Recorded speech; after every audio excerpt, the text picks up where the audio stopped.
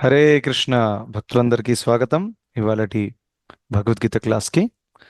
మనం ప్రార్థనతో మొదలు పెడదాము. అందరూ కూడా నాతో పాటు దయచేసి ప్రార్థించండి. ఇంకా వీడియో ఆన్ చేసి క్లాస్ వినడానికి ప్రయత్నించండి ప్లీజ్. ఓం నమో భగవతే వాసుదేవాయ. ఓం నమో భగవతే వాసుదేవాయ. ఓం నమో భగవతే వాసుదేవాయ.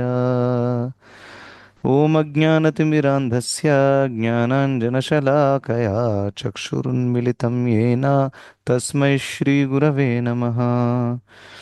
నమో విష్ణుపాదాయ కృష్ణప్రేష్ఠాయ భూతలే శ్రీమతే భక్తివేదాంత స్వామిన్నితి నామినే. నమస్తే సారస్వతే దేవే గౌరవాణి ప్రచారిణే నిర్విశేష శూన్యవాది పాశ్చాత్య దేశతారిణే. జై శ్రీ కృష్ణ చైతన్య ప్రభు నిత్యానంద శ్రీ అద్వైత గదాధర శ్రీవాసాది గౌరభక్త వృంద. హరే కృష్ణ కృష్ణ కృష్ణ హరే హరే హరే రామ రామ రామ హరే హరే.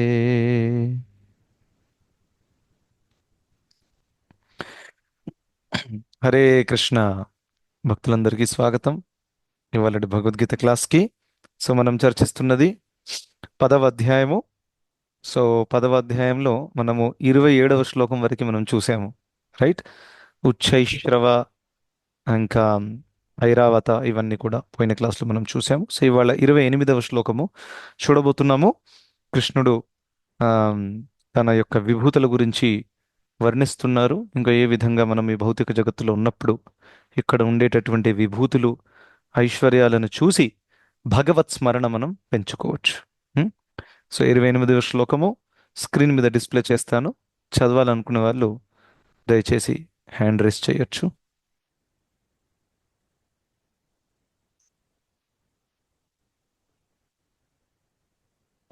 సంతోషి మాత చదవండి. हरे कृष्ण प्रभु जी, दंडवत प्रणाम। హరే కృష్ణ, దండోత్ ప్రణామ్. आयुधानामहं वज्रं धेनूनामस्मि कामधुक् प्रजनश्चास्मि कंदर्पः సర్పనామస్మి వాసుకి. అనువాదము: ఆయుధములలో నేను వజ్రాయుధమును, గోవులలో నేను సురభిని, సంతానోత్పత్తి కారణములలో నేను ప్రేమ దేవతయైన మన్మధుడిని, సర్పములలో నేను వాసుకిని. హరే కృష్ణ ప్రభుజీ. హరే కృష్ణ, ధన్యవాదాలు. ఇంకో శ్లోకం కూడా ఉంది, వేరెవరైనా చదువుతారా? 29వ శ్లోకం. నేను చదువుతాను ప్రభుజీ. ఎస్, చదవండి. అస్మన్ అనంతాశ్చాస్మి నాగానాం వరుణో యాదశామహం పితॄణాం మధ్యమ చాస్మి యమః సంయతామహం. పలు పడగల నాగులలో నేను అనంతుడను, జలవాసులలో నేను వరుణ దేవతను, పితృదేవతలలో నేను ఆర్యముడును, నియమాలను అమలు పరిచే వారిలో నేను మృత్యుదేవత అయిన యముడను. హరే కృష్ణ ప్రభుజీ. హరే కృష్ణ, ధన్యవాదాలు మాతాజీ, థ్యాంక్ యూ. సో 28 మరియు 29 శ్లోకాలలో భగవంతుడు ఏం చెప్తున్నారో మనం చూద్దాం ఇవాళ. సో మొట్టమొదటిగా ఆయుధములలో నేను వజ్రము అని చెప్తున్నారు. సో ఈ వజ్రము అనే ఆయుధము మనం చాలాసార్లు వినుంటాము, ఇంద్రుడి దగ్గర ఉంటుంది, అవునా? సో ఈ ఆయుధం స్పెషాలిటీ ఏంటంటే, ఈ వజ్రం ఆయుధము ఇది ఒక్కసారి ఎవరైనా వదిలారనుకోండి, దాన్ని ఆపే శక్తి ఎవరికి లేదనమాట. అది ఒకటి. మరియు దాన్ని మళ్ళీ రివర్స్ తీసుకునడానికి ఎవరైతే వదిలారో ఆ వ్యక్తే రివర్స్ తీసుకోవచ్చు అనమాట. అలాంటి ఈ యొక్క ఆయుధము. మరియు ఇది ఆయుధము ఆ ఎవరి మీదనైతే దాడి చేస్తామో ఆ వ్యక్తి ఇక్కడ లేకపోయినా కానీ ఆ ఆయుధము ఆ వ్యక్తిని వెతికి అటాక్ చేసి మళ్ళీ వస్తుందన్నమాట, రైట్? సో బహుశా అందులో జిపిఎస్ సిస్టమ్ సెట్ ఉందేమో, రైట్? అది వెతుకుతుంది ఎక్కడుంది అనేది, రైట్? సో అలా అని చాలా సూక్ష్మమైనటువంటి మంత్రాలతో వదిలే ఆయుధాలు ఇవన్నీ. చూడండి, జిపిఎస్ సిస్టమ్ ఏదో జోక్ కోసం అన్నాను, కానీ వాస్తవం ఏంటంటే మనం ఈ కాలంలో చేసేవన్నీ కూడా చాలా స్థూల స్థాయిలో ఉంటాయి అన్నమాట. మషీన్లు, ఆపరేషన్స్ ఇవన్నీ కూడా. కానీ ఆ టైంలో సూక్ష్మ స్థాయిలో ఉంటాయి. ఇప్పుడు ఈ కాలంలో ఉన్న విమానాలు ఉన్నాయి. ఉం? అది చాలా స్థూలమైనటువంటిది, ఒక పెద్ద విమానము. దాంట్లో ఇన్ని లీటర్ల ఆ, డీజిల్ పెట్రోల్ వేయాలి. ఆ, ఇవన్నీ కూడా ఉంటాయి, స్థూలంగా ఉంది. ఇంకా దాంట్లో ఉండే లిమిటేషన్స్ కూడా ఉన్నాయి. రైట్. డీజిల్ అయిపోయింది అనుకోండి, మళ్ళీ కిందికి రావాలి. ఆ, కానీ ఆ టైంలో కూడా విమానాలు ఉండేవి, పుష్పక విమానము. రైట్. దానికి డీజిల్ లేదు.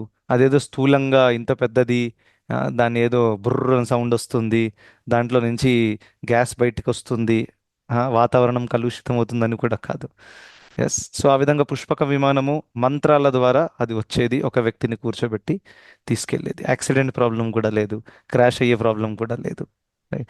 సో ఆ విధంగా కొన్ని సూక్ష్మమైన విధానాల ద్వారా ఆ ఆ కాలంలో, కలియుగంలో ఇవన్నీ సూక్ష్మమైనటువంటి ఏవైతే ఉన్నాయో ఇవన్నీ కూడా ఆల్మోస్ట్ జీరో అయిపోయాయి అనమాట. సో అందుకని ఈ విషయం గమనించడం చాలా ఇంపార్టెంట్. ఇప్పుడు ఈ కాలంలో ఇవన్నీ చూడడం సాధ్యం కాదు. ఇక్కడ ఎవరు కూడా ఒక పుష్పక విమానాన్ని మంత్రోచ్చారణ చేసి రప్పించాలంటే అంత సామర్థ్యము, ఆ స్థాయి, ఆ సిద్ధులన్నీ కూడా ఎవరి దగ్గర లేవు. సో అదేవిధంగా ఈ వజ్రం కూడా అలా ఉండేదన్నమాట, టార్గెట్ని వెతికేది. ఇంకా ఇంట్రెస్టింగ్లీ ఈ వజ్రం ఏదైతే ఉందో, ఆ భగవంతుడి యొక్క పాదపద్మముల యొక్క కింద ఉండేటటువంటి అచ్చు ఏదైతే ఉంటుందో, ఉం, దాంట్లో ఒకటి వజ్రము. రైట్. సో నేను స్క్రీన్ మీద చూపిస్తాను.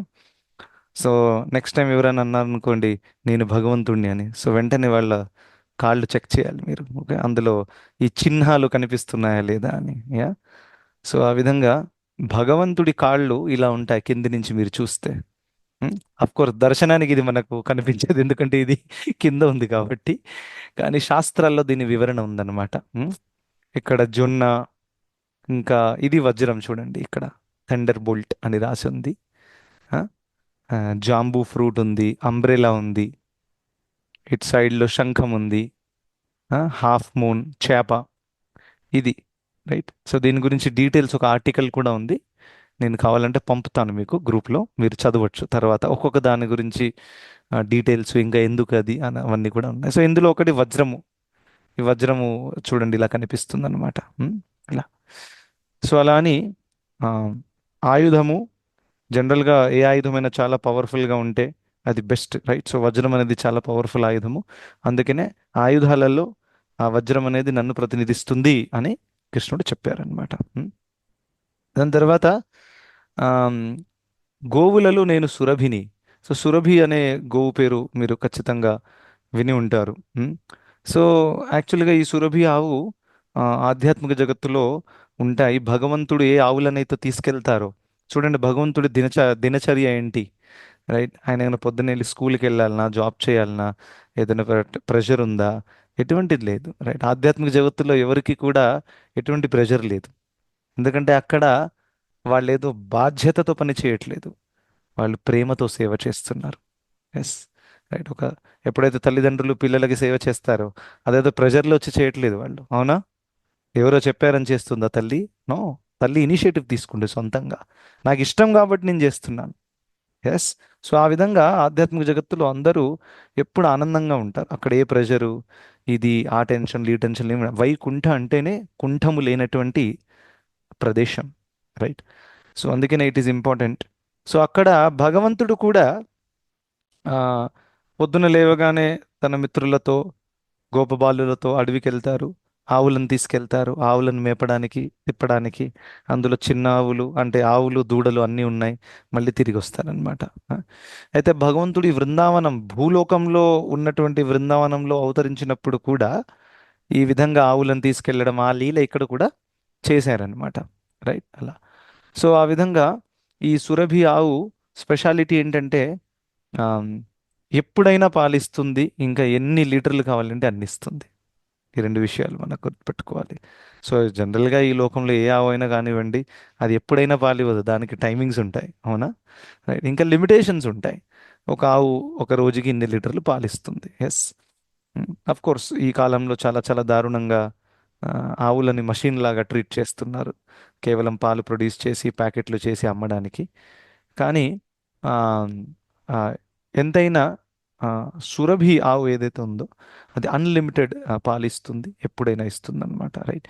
ఇంకా ఈ విషయం బ్రహ్మ సంహితలో ఉంది. ఇక్కడ కృష్ణుడు ఈ సురభి ఆవులను తీసుకెళ్తున్నారు, ఇంకా అక్కడ ఆవులను మేపుతున్నారు. ఇవన్నీ కూడా ఎవరికైనా తెలుసా శ్లోకము?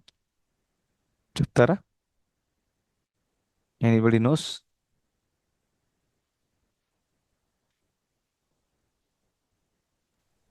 అసలు స్టార్టింగ్ లైన్ గుర్తులేదు. మిగతా 3 లైన్స్ గుర్తున్నాయి. చెప్పండి. లక్షావృతేషు సురభిం అభిపాలయంతం వెరీ గుడ్. లక్ష్మీ సహస్ర శత సంభ్రమ సేవ్యమానం గోవిందమాది పురుషం తమహం భజ. Very good, nice. చాలా బాగా గుర్తుపెట్టుకున్నారు. సో ఇట్ ఈస్ స్టార్టింగ్ చింతామణి ప్రఖర సద్మషు కల్పవృక్ష. ఆధ్యాత్మిక జగత్తు గురించి అంటే వర్ణన ఏంటంటే చింతామణి ధామం. అక్కడ అక్కడ ఏది కూడా జడ వస్తువు లేదు, ప్రాణం లేనటువంటి వస్తువు లేదు. ఇక్కడ జడ వస్తువు, చేతన వస్తువు రెండు ఉంటాయి. రైట్. జడ వస్తువు అంటే ప్రాణం లేనటువంటిది, ఉదాహరణ రాళ్ళు, ఆ, ఇవన్నీ కూడా పర్వతము. రైట్. అలా. ఇంకా చేతన అంటే చెట్లు, మానవులు, కుక్కలు, పిల్లులు, ఇవన్నీ కూడా ఈ రెండు కాంబినేషన్. అక్కడ అంతా కూడా ప్రాణం ఉన్నటువంటిది అనమాట, చేతన వస్తువులంతా. ఆ, అక్కడ ఒక రాయి కూడా ఒక వ్యక్తి, ఒక గడ్డి కూడా ఒక వ్యక్తి, ఒక నది కూడా ఒక వ్యక్తి. భగవంతుడి యొక్క మురళి ఏదైతే ఉందో అది కూడా ఒక వ్యక్తి. ఆ మురళి ఎంత ఆనందపడుతుంది. నేను ఎప్పుడు భగవంతుడి యొక్క లిప్స్ దగ్గర ఉంటాను. ఎంత పెద్ద సౌభాగ్యము. రైట్. మంచి మంచి వాళ్ళకి అవకాశం దక్కట్లేదు. రైట్. సో ఆ విధంగా అక్కడ అంతా కూడా వ్యక్తి. సో అందుకనే ఆ, ఆ, ఈ ఆ డిస్క్రిప్షన్లో చెప్తారనమాట. చింతామణి ప్రకర సద్మషు కల్ప వృక్ష లక్షావృతేషు సురభీరభిపాలయంతం. సో లక్షావృతేషు సురభీర్ అభిపాలయంతం. సో ఈ విధంగా సురభి ఆవులను భగవంతుడు అభిపాలయంతం అంటే మేపడానికి తీసుకెళ్తారు కదా, అలా చేస్తున్నారని బ్రహ్మ సంహితలో దీని వర్ణన కూడా ఉంది. అంటే శాస్త్రాలు ఉన్న విషయం అన్నమాట, ఇదేదో ఇమాజినేషన్ కాదు. రైట్. సో అలా. ఇంకా ఆ, మూడవది భగవంతుడు ఏం చెప్పారంటే ఇక్కడ, ఇది ఇంట్రెస్టింగ్ పాయింట్, సంతానోత్పత్తి కారణములలో నేను ప్రేమదేవతనై ప్రేమదేవత అయిన మన్మధుడిని. రైట్. రైట్. సో ఇక్కడ చూస్తాము, ఇది ప్రేమ దేవత ఏదైతే అని చెప్పారో ఇది సంతానోత్పత్తి కోసము ఆ, అవసరపడుతుంది. దేని ద్వారానైతే సంతానం కలుగుతుంది. ఈ లోకంలో స్త్రీ పురుషులు ఏకమవుతారు. ఇంకా ఆ కందర్ప అనే ప్రభావం వల్ల సంతానోత్పత్తి జరుగుతుంది. అయితే కృష్ణుడు ఏమంటున్నారు, ఆ కందర్పము ఏదైతే ధార్మికంగా స్త్రీ పురుషులు ఏకమై ఇంకా సంతానాన్ని కంటారో, దేనికోసం కంటారు? వాళ్ళని ఒక మంచి ఆధ్యాత్మిక ఆ, సంస్కృతి ఇచ్చి పెద్ద చేసి వాళ్ళకి భగవద్ధామం పంపేటట్టు మేము వాళ్ళకి సహాయం చేయాలి. ఇది పేరెంటింగ్ యొక్క ముఖ్యమైన ఉద్దేశం. ఇలా ఆలోచించారు ఎవరైనా ఈ లోకంలో? పేరెంటింగ్ వెనకాల, పిల్లల్ని కనే వెనకాల ఉద్దేశం ఏంటనేది ఎంత క్లియర్గా శాస్త్రంలో ఉంది. వాళ్ళని భగవద్ధామానికి పంపేటట్టు మనం వాళ్ళని తయారు చేయాలి. రైట్. ఇది లోకంలో ఎవరు అంత ఈజీగా స్వీకరించరు ఈ విషయం. వాళ్ళని ఐఐటిలో పంపించి ఇంజనీర్ చేయాలి, దానికోసం మేము వాళ్ళని ఉంచుకున్నాం. అందరూ ఇదే కళ్ళలు కంటున్నారు అనమాట. రైట్. కానీ శాస్త్రంలో వేరే విషయం ఉంది. శ్రీమద్ భాగవతంలో అయితే చాలా హెవీగా చెప్పారు. చెప్పేస్తాను హెవీ అయినా కానీ. ఏంటంటే ఆ, ఆ, ఆ, పితాన సస్యాత్ గురుర్న సస్యాత్ అని, పితరోన సస్యాత్ అని చెప్పారు. అంటే ఒకవేళ తల్లిదండ్రులు నేను పిల్లల సంతానాన్ని కని వారికి ఆధ్యాత్మిక సంప్రదాయము సంస్కృతి ఇచ్చి వాళ్ళని భగవద్ధామానికి పంపేటట్టు ఫెసిలిటీస్ నేను ఇస్తాను అనే ఉద్దేశంతో ఒకవేళ లేకుంటే అటువంటి వాళ్ళు పిల్లల్ని కనొద్దని చెప్పారు. శ్రీమద్ భాగవతంలో ఉంది. గురువున సస్యాత్, ఒక గురువు ఎప్పుడైతే శిష్యులను స్వీకరిస్తాడో తన శిష్యుల యొక్క బాధ్యత తీసుకొని ఆ శిష్యుణ్ణి భగవద్ధామానికి పంపాలి అనే బాధ్యత తీసుకున్నటువంటి వ్యక్తి గురువు అవ్వకూడదు. టైంపాస్ కోసం గురువు అవ్వడము, ఆ, లేకపోతే అందరు కూడా అవుతున్నారు కదా నేను కూడా అవుతాను అలా, లేకపోతే టైంపాస్ కోసం పెళ్లి చేసుకోవడం. అరే అందరూ పెళ్లి చేసుకుంటారు, నేను కూడా చేసుకుంటాను. సో పెళ్లి వెనకాల ఉన్న ఉద్దేశం ఏంటి, సంతానం కనే దాని వెనకాల ఉద్దేశం ఏంటి అని తెలియకుండా చేయడమే అజ్ఞానం. సో ఎప్పుడైతే ఆ సంతానోత్పత్తి జరుగుతుందో, ఆ, స్త్రీ పురుషుల యొక్క సంభోగం ద్వారా, సో ఆ ఆ ఆ కందర్పం ఏదైతే ఉందో అది భగవంతుని ప్రతినిధిస్తుంది, ఎప్పుడైతే అది ధార్మికంగా కృష్ణ చైతన్యంలో ఉండే సంతానాన్ని ఆహ్వానించడానికి చేయబడుతుందో. Right? మన ప్రాబ్లం ఏంటంటే మనం చాలా చాలా సినిమాలు చూసి చెడిపోయామన్నమాట. సో సినిమాలలో పెళ్ళి అంటే, అది అంటే, ఫ్యామిలీ అంటే చాలా చాలా ఏదో ఫ్యాన్సీ వరల్డ్ లాగా చూపించారు. ఎస్, ఇక్కడ ఆ, ఆ, స్త్రీ పురుషులు ఉంటారు, గర్ల్ ఫ్రెండ్ బాయ్ ఫ్రెండ్, అక్కడ డ్యాన్స్ చేస్తున్నారు స్విట్జర్లాండ్లో, ఇక్కడ అవన్నీ చూసి చాలా మందికి అనిపిస్తుందో this is so much fun, life is all about enjoyment. కానీ ఇదంతా, ఈ చెత్త అంతా పోయినందువల్ల దాంపత్య జీవితంలో కూడా ఎవరు బాధ్యతలు స్వీకరించడానికి రెడీగా లేరనమాట.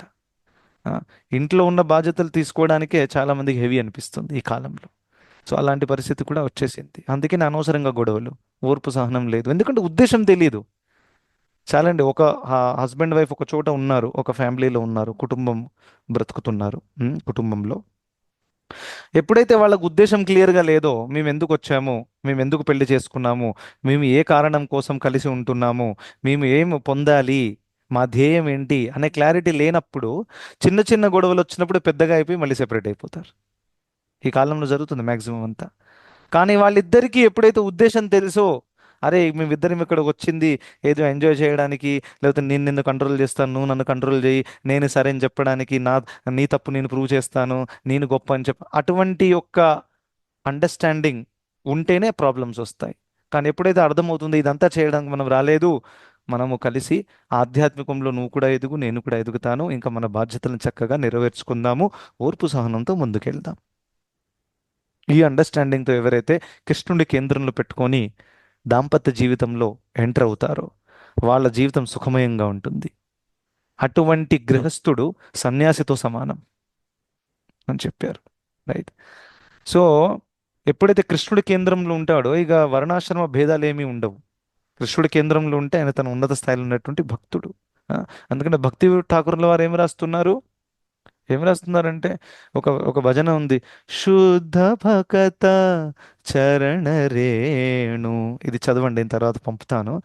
అందులో ఏం చెప్తున్నారంటే, నేను ఎప్పుడైతే ఇంటికి తిరిగి వస్తానో, బయటికి వెళ్ళి ఆఫీస్ నుంచి, భక్తి వినోద్ ఠాకూర్ల వారు ఆ టైంలో కోర్టులో ఒక బ్యారిస్టర్ అనమాట, జడ్జ్ అనమాట, నాట్ బ్యారిస్టర్, జడ్జ్.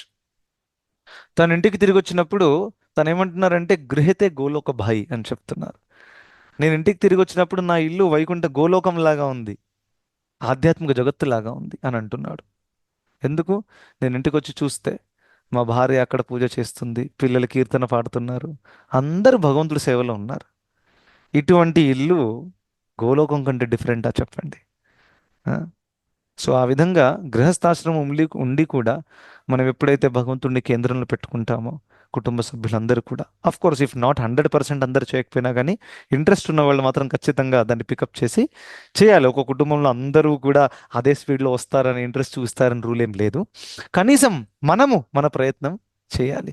సో ఆ విధంగా అందరు కలిసి ముందుకు వెళ్తే ఆ ఇల్లు గోలోకం లాంటిది అనమాట. రైట్. సో అలా ఈ యొక్క స్త్రీ పురుష సంభోగము కానివ్వండి, సంతాన ఉత్పత్తి కానివ్వండి, పెళ్ళి కానివ్వండి, ఇదేదో తప్పు అని చెప్పలేదు ఎక్కడ కూడా. దీని వెనకాల ఉన్నటువంటి అసలైన ఉద్దేశం తెలుసుకొని చేస్తే అది తప్పు కాదు. రైట్. సో అలా అది కందర్ప. ఈ విషయం కృష్ణుడు ఇంకో అధ్యాయంలో కూడా చెప్పారు, తెలుసా ఎవరికైనా? 7.11లో ధర్మా విరుద్ధో భూతేషు కామోస్మి భరతర్షభ అని చెప్పారు. ఏదైతే ధర్మానికి విరుద్ధం కానటువంటి కామం ఏదైతే ఉంటుందో అది నన్ను ప్రతినిధిస్తుంది అని 7.11లో కృష్ణుడు చెప్పారనమాట భగవద్గీతలో. సో ఆ విధంగా స్త్రీ పురుష సంభోగం అనేది వర్జితం కాదు. కానీ ఎప్పుడైతే సరైన ఉద్దేశంతో సంతానోత్పత్తి కోసమో, ఇంకా రెండవది ఆ సంతానం యొక్క ఆధ్యాత్మిక బాధ్యత కూడా తీసుకోవడం. భౌతిక బాధ్యత అందరు తీసుకుంటారు, ఏమంటారు? దాంట్లో ఏమైనా ట్రైనింగ్ కావాలన్నా? రోడ్డు మీద ఉండే కుక్కలు కూడా, పిల్లులు కూడా, పశువులు కూడా పిల్లల్ని కంటున్నాయి, దాని బాధ్యత అవి కూడా తీసుకుంటాయి. పిల్లలు చిన్నగా ఉన్నప్పుడు కుక్క వెళ్ళి తినడానికి తెచ్చిస్తుంది, అన్నీ చేస్తుంది, దాంట్లో పెద్ద విషయం కాదు. కానీ పశువుల ఆధ్యాత్మిక బాధ్యత తీసుకోరాదు. కరెక్ట్. ఇంకా మానవుల ఆధ్యాత్మిక బాధ్యత తీసుకోవాలి. రైట్. సో ఆ విధంగా పిల్లల ఆధ్యాత్మిక బాధ్యత కూడా తీసుకోవడం చాలా చాలా ఇంపార్టెంట్. లేదు ప్రభుజీ, ఇప్పుడు ఏంటంటే వాళ్ళు కొంచెం మంచిగా ఐఐటి చేసి కెరీర్ సెటిల్ అయినాక అప్పుడు భక్తి గురించి మాట్లాడదాం, ఇలా కొంతమంది పేరెంట్స్ అనుకుంటున్నారనమాట. ఇది వేరే భ్రమ, చాలా పెద్ద భ్రమ.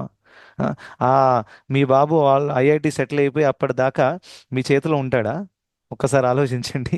వాళ్ళు పెద్ద అవుతుంటే మెల్లిమెల్లిగా ఎలాగైతే పిల్లలు పెద్ద అవుతారో వాళ్ళ ఇండిపెండెంట్ మెంటాలిటీ కూడా పెరుగుతుంది. రైట్. ఇప్పుడు అంత కంట్రోల్లో ఉండరు ముందు చిన్నప్పుడు ఉన్నట్టు. సో అందుకనే మొక్కై వంగనప్పుడు అది మానై వంగుతుందా అని అంటారు కదా.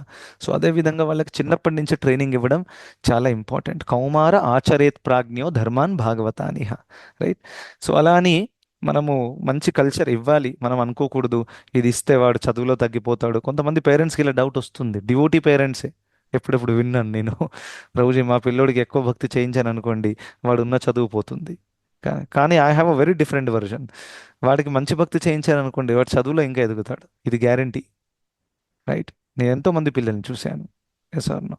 నేను సొంతంగా కాలేజ్లో ఉన్నప్పుడే నేను ఈ ప్రాక్టీస్ కూడా స్టార్ట్ చేశాను. సో నా చదువు ఏం తగ్గలేదే. దాని తర్వాత నేను ఇప్పుడు 10 ఏళ్ల నుంచి మల్టీనేషనల్ కంపెనీలో ఒక సీనియర్ సాఫ్ట్వేర్ ఇంజనీర్గా పనిచేస్తున్నాను. నేను ఎక్కడ కూడా నా ఉద్యోగంలో తగ్గలేదే. Yes or no. ప్రాక్టికల్ చెప్తున్నాను ఉన్న విషయం. రైట్. నా కెరియరు, ఇంకెంతోమంది భక్తులు ఉన్నారు ఆ విధంగా. రైట్. సో అలా అని ఇవంతా కూడా మన మనసులో ఉన్నటువంటి భ్రమ అన్నమాట. ఆ భ్రమలో ఉండకూడదు. ఒక కుటుంబంలో మనం ఉన్నాము అని అంటే కనీసం మన కంట్రోల్ ఎంతవరకైతే ఉంది అంతవరకు ఆధ్యాత్మిక జ్ఞానం ఇవ్వడానికి, ఇంకా వాళ్ళకు కూడా భక్తిలో ఎదగడానికి అవకాశం మనం ప్రసాదించాలి. సో అందుకని ఈ పదాన్ని కేర్ఫుల్గా ఉపయోగించండి. అవకాశం ప్రసాదించడం. వాళ్ళు చేస్తారా లేదా మన చేతిలో ఉండదు. అందుకనే దాని గురించి ఎక్కువ టెన్షన్ కూడా తీసుకోకూడదు. ప్రభుజీ చిన్నప్పటి నుంచి అవకాశం ప్రసాదిస్తున్నాను, వాడు మాత్రం చాంటింగే చేయడు. ఇంకా కోపం వస్తుంది, నన్ను రివర్స్ తిడుతున్నారు, ఇంట్లో సామాన్లు పగలగొడుతున్నాడు. ఇవన్నీ కూడా చాలా చాలా డ్రామా కూడా నడుస్తుంది ఎప్పుడెప్పుడు. సో దౌర్భాగ్యం అనుకొని మనం కేవలం వాళ్ళ కోసం ప్రార్థించవచ్చు. That's it. ఎవరిని ఏం ఫోర్స్ చేస్తే అవ్వదు. భక్తి ఏదైతే ఫోర్స్ చేసేది కాదు. ఆ, ప్రహ్లాదుడు చెప్పారు, మతిర్న కృష్ణే పరతః సతోవా మిథోభిపద్యేత గృహవ్రతానాం అని చెప్పారు. అదేదో ఫోర్స్ వల్ల వేరే వాళ్ళు చెప్తే లేదా పెద్ద పెద్ద మీటింగ్లు కండక్ట్ చేసి దానివల్ల రాదు. ఒక వ్యక్తికి ఆ సుకృతి ఉండాలి. కరెక్ట్. అప్పుడే తను దాన్ని మంచిగా సీరియస్గా తీసుకుంటారు. ఎప్పుడెప్పుడు ఒక ఇంట్లో తల్లిదండ్రులు మంచి సీరియస్ డివోటీస్ ఉంటారు. సో న్యాచురల్గా ఏమనుకుంటాం, పుట్టబోయే సంతానం కూడా గొప్ప భక్తుడు అవుతాడు, ప్రహ్లాదుడే అవుతాడు. Right. But there is no guarantee like that. Maximum కేసెస్లో అవుతారు, కానీ ఎక్సెప్షనల్ కేసెస్ కూడా ఉన్నాయి. ఇటువంటి కేసెస్ చూసాం ఎన్నో.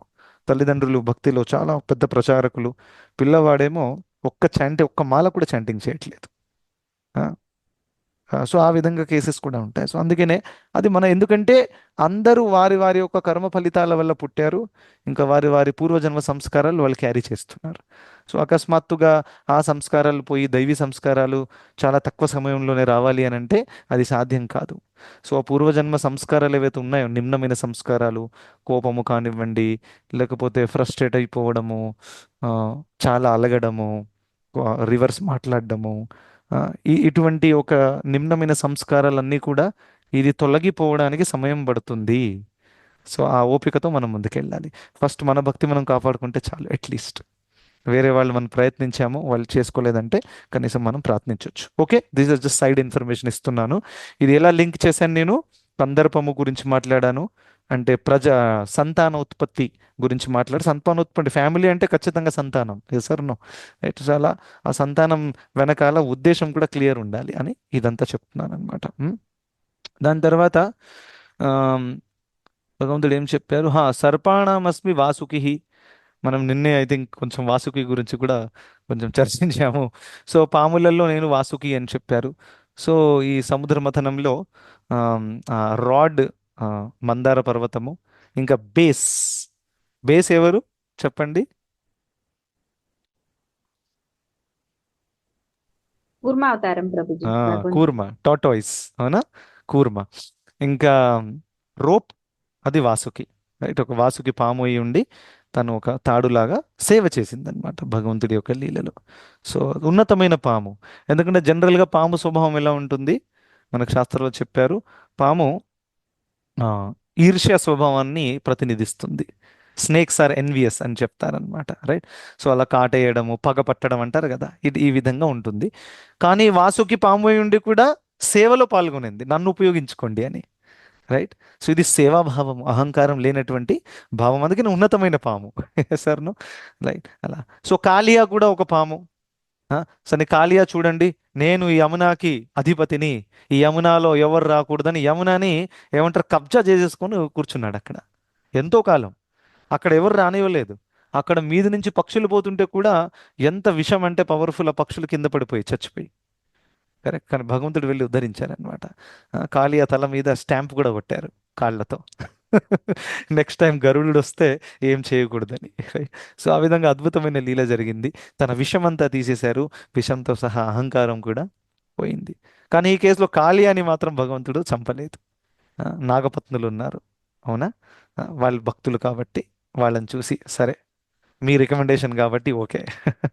సో ఆ విధంగా కాళియ పాము తన పాము యొక్క అసలైన స్వభావాన్ని ప్రదర్శించిండు, రైట్? ఈర్ష్య ఇదంతా కూడా. కానీ వాసుకి అలా చేయలేదన్నమాట. ఇంకా 29వ శ్లోకంలో ఏం చెప్పారంటే భగవంతుడు, పలుపడగలు పలుపడగల నాగులలో నేను అనంతుడిని. పలుపడగలు అంటే ఎన్నో ఎన్నో పడగలు ఉన్నటువంటి నాగులు, రైట్? అందులో నేను అనంతశేషు, అనంతశేషుడిని. అనంతశేషుడికి ఎన్నో ఎన్నో పడగలు ఉంటాయన్నమాట, ఇలా చూసి ఉంటారు. నరసింహస్వామి మీద కూడా ఎప్పుడప్పుడు అనంతశేషుడి యొక్క ఉంటుంది. ఐ థింక్ నవనరసింహలో ఉందేమో, I don't know, but somebody who knows they can confirm. So అక్కడ మొత్తం పడగలతో ఉంటుందన్నమాట. సో ఈ అనంతశేషుడు ఎవరో కాదు, యాక్చువల్లీ బలరాముడే, right? At the same time భగవంతుడు నారాయణుడు ఇక్కడ ఉన్నప్పుడు కింద బెడ్ లాగా అనంతశేషుడు ఉంటారనమాట. దాని మీద నారాయణుడు యోగ నిద్రలో పడుకొని ఉంటారు. ఆ, ఇది మనలాంటి నిద్ర కాదు, అందుకని యోగ నిద్ర అన్నారు. రైట్. సో ఇంకా అనంతశేషుడు ఎప్పుడు కూడా సేవాభావంలో ఉంటారనమాట. బలరాముడు, లక్ష్మణుడు ఫర్ ఎగ్జాంపుల్, అది కూడా ఇదంతా అదే అవతారాలు అనమాట. ఎప్పుడైతే భగవంతుడు వస్తారో భగవంతుణ్ణి లీలలో పాల్గొనడానికి, సహాయం చేయడానికి రాముడితో సహా లక్ష్మణుడు వచ్చారు, కృష్ణుడితో సహా బలరాముడు వచ్చారు, చైతన్య మహాప్రభుతో సహా అదే బలరాముడు నిత్యానంద ప్రభు రూపంలో వచ్చారు, రైట్? సో మన ఇంట్లో గౌర్నితాయి విగ్రహాలు ఉంటాయి కదా, అదేంటి ఎవరో కాదు, కృష్ణుడు బలరాముడే. కృష్ణుడు బలరాముడు కలియుగంలో ఉండే అవతారం అన్నమాట. సో ఆ విధంగా చాలా మంది ఆ విగ్రహాలు పెట్టుకొని కూడా పూజిస్తారు, రైట్? ఇంకా నెక్స్ట్ ఏం చెప్పారంటే, జల జలవాసులలో నేను వరుణ దేవతను. మీకు అంతా తెలుసు, వరుణ దేవత నీటికి ఇంకా సముద్రానికి ఇవన్నిటికీ తను అధిపతి అన్నమాట. సో అందుకని అలా చెప్పడం అనేది జరిగింది. తను కూడా ఆఫ్ కోర్స్ భగవంతుడి సేవకుడు, ఉన్నత స్థాయిలో ఉన్నటువంటి వారు. ఇంకా అర్యమ అని కూడా చెప్పారు. సో పితృలోకంలో దాని తర్వాత వచ్చే లైన్ ఏంటంటే, పితృదేవతలలో నేను అర్యముణ్ణు, రైట్? సో ఆ పితృలోకానికి అధిపతి అర్యమ అనే ఒక వ్యక్తి అన్నమాట, రైట్? సో అది నన్ను ప్రతినిధిస్తుంది చెప్తున్నారు. దాని తర్వాత లాస్ట్ ఇంట్రెస్టింగ్ పాయింట్ ఒకటి, అదేంటంటే, నియమాలను అమలు పరిచే వారిలో నేను మృత్యుదేవత అయిన యముడను అని చెప్పారు. నియమాలను అమలు పరుస్తారనమాట. సో ఆఫ్ కోర్స్ నియమాలను అమలు పరిచే వాళ్ళు చాలా మంది ఉన్నారు ఈ లోకంలో, ఎసర్నో పోలీసులు ఉన్నారు, ఈ కాలంలో రాజులు కూడా ఉన్నారు, నియమాలు అమలు పరిచే తల్లిదండ్రులు కూడా ఉన్నారు, ఎసర్నో గురువులు ఉన్నారు. కానీ అందరికంటే ఉన్నతం యమరాజు. ఎందుకంటే యమరాజు ఒక్కసారి నియమాలను అమలు పరిచారనుకోండి, దాన్ని ఎవరు మార్చరాదు. ఎస్, అఫ్ కోర్స్ భగవంతుడు కావాలంటే మార్చొచ్చు, కానీ సాధారణంగా అది పాసిబుల్ కాదు. సో అందుకనే యమరాజు యమరాజు కూడా 12 మహాజనులలో ఒకరు, రైట్? డెఫినెట్గా తను ఒక శుద్ధ భక్తుడు, కానీ తను ఈ సేవ ఇచ్చారనమాట. అందుకనే థ్యాంక్లెస్ సేవ అంటారు కదా. ఇతరులని పనిష్మెంట్ ఇచ్చేది, జడ్జి చేసే ఒక సేవ. వైష్ణవులకి ఈ సేవ అంత ఇష్టం ఉండకపోవచ్చు, కానీ అది భగవంతుడి సంతృప్తి కోసం వాళ్ళు చేస్తున్నారు అనమాట, భగవంతుడు ఇచ్చారు కాబట్టి, రైట్? సో అలా ఈ లోకంలో ఎవరైతే వ్యక్తి చనిపోతారో ఆ వ్యక్తిని తీసుకెళ్ళడానికి ఎవరు వస్తారు? యమదూతులు వస్తారు, రైట్? సో ఒక వ్యక్తి చాలా చాలా పాపాత్ముడు అనుకోండి, ఆ వ్యక్తిని తీసుకోవడానికి యమదూతులు వస్తారు. ఇంకా వ్యక్తి పుణ్యాత్ముడు అనుకోండి, ఆ వ్యక్తిని తీసుకోవడానికి కూడా యమదూతులే వస్తారు, ఓకే? ఇంకొక వ్యక్తి డిఫరెన్స్ ఏంటో చెప్తాను. ఇంకా ఎప్పుడైతే ఒక వ్యక్తి శుద్ధ భక్తుడు అనుకోండి, తనని తీసుకెళ్ళడానికి విష్ణుదూతులు వస్తారు, తను భగవద్ధామానికి వెళ్ళిపోతాడు ఇంకా. రైట్. సో పాపము పుణ్యము చేసేవాళ్ళు మళ్ళీ మళ్ళీ ఈ లోకంలో జన్మిస్తారు. రైట్. సో అందుకనే పాపము ఎలాగైతే బంధిస్తుందో పుణ్యము కూడా బంధిస్తుంది. సో ఇక్కడ పుణ్యం అంటే ఏంటి? ఏ పుణ్యము? కృష్ణరహితమైన పుణ్యము. రైట్. ఫర్ ఎగ్జాంపుల్, ఒక వ్యక్తి అన్నాడు అనుకోండి, నేను పుణ్యం చేస్తాను. ఏంటా పుణ్యము? ఈ ఏరియాలో ఉండే, కొత్తపేట ఏరియాలో ఉండే పేదవాళ్ళందరికీ కూడా ఒక్కొక్క కుటుంబానికి నేను ₹1,00,000 ఇస్తాను. సో కొత్తపేటలో ఒక 100 కుటుంబాలు పేదవాళ్ళు ఉన్నారనుకోండి. సో 100 లక్షల రూపాయలు నేను ఇస్తాను. సో ఇది పుణ్యమా? ఎస్, పుణ్యం. కరెక్ట్. ఎందుకంటే చాలా కష్టపడి సంపాదించిన డబ్బుని ఫ్రీగా వితరణ చేశారు. రైట్. ఇంకా ఎవరికైతే అవసరం ఉందో వాళ్ళకి ఇచ్చారు, నో డౌట్. కానీ ఇది భక్తియా? కాదు. ఎందుకంటే ఎక్కడ కూడా భగవంతుడు ఇన్వాల్వ్ లేరు. ఎస్. సో ఇటువంటి కార్యం చేసినందువల్ల ఏమవుతుంది? పైచ్చ జన్మలో మంచి సౌకర్యం, సౌలభ్యత దక్కుతుంది ఆ వ్యక్తికి పుట్టినప్పుడు.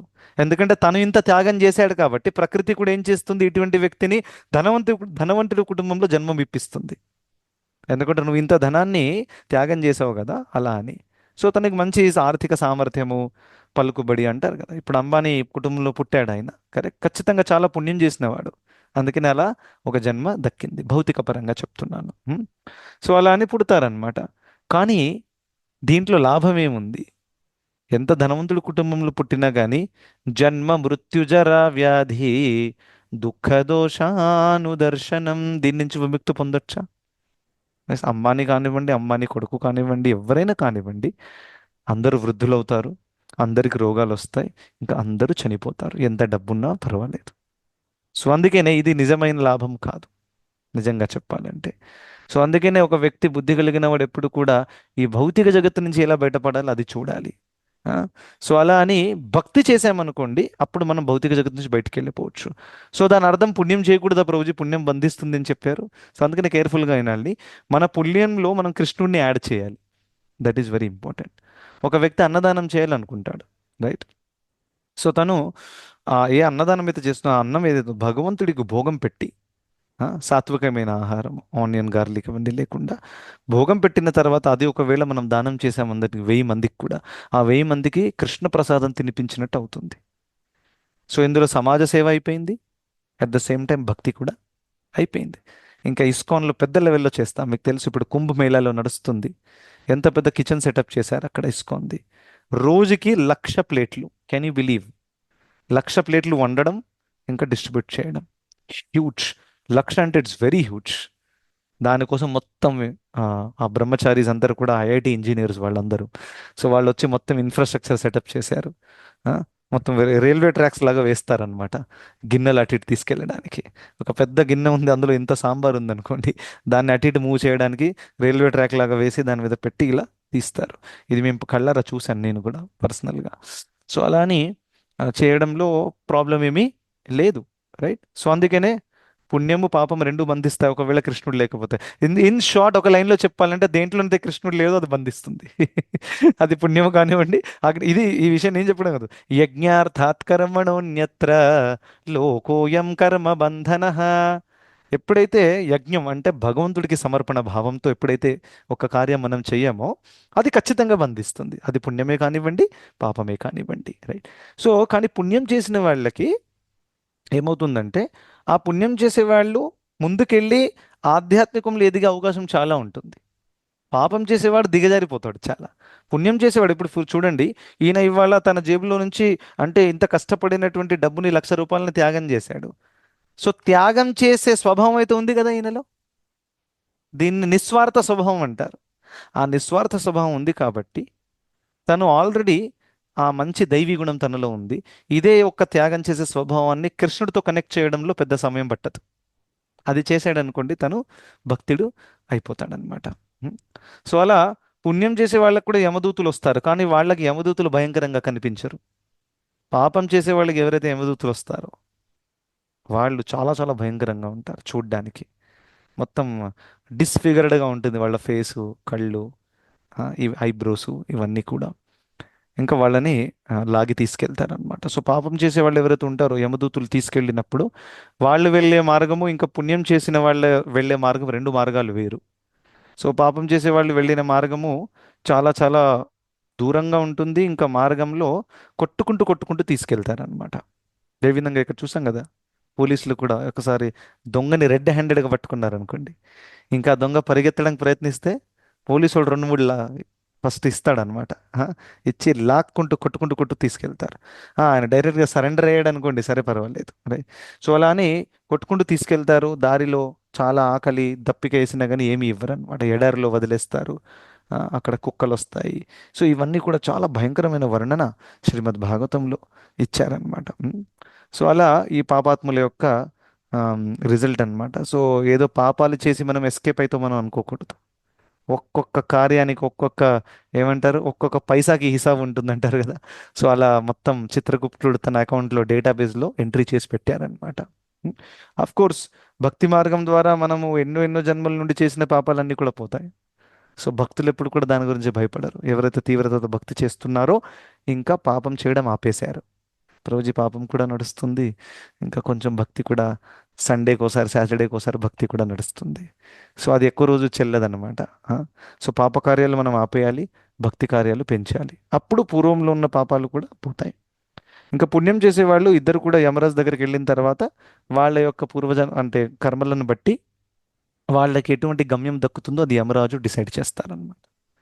చూడండి, ఇది చాలా పెద్ద డిసిషన్, రైట్? సో అందుకనే ఈ నియమాలను అమలుపరిచే వాళ్ళ దాంట్లో యమరాజు అందరికంటే గొప్ప. ఎందుకంటే ఒక వ్యక్తి చిన్న చిన్న నియమాలు అప్లై చేయొచ్చు, తను ఈయన ఏ నియమం అప్లై చేస్తున్నాడు అంటే నెక్స్ట్ ఏ జన్మ దక్కబోతుందో డిసైడ్ చేయాలి. ఇది చాలా పెద్ద విషయం. సో నెక్స్ట్ మీరు నరకంలో పుడతారా, నరకానికి వెళ్తారా, స్వర్గానికి వెళ్తారా, మళ్ళీ భూలోకానికి వస్తారా?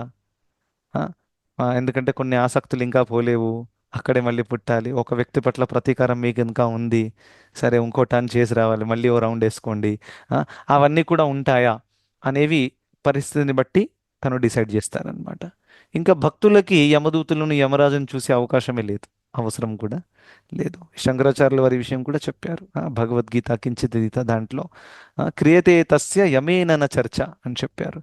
ఎవరైతే భగవద్గీత చదువుతున్నారో, ఎవరైతే గంగాజలం కొంచెం కూడా తాగారో, ఎవరైతే మురారీని ఒక్కసారి కూడా ఆరాధించారో, ఆ, అటువంటి వాళ్ళు యమదూతులతో ఎటువంటి చర్చ వాళ్ళకి ఉండదు.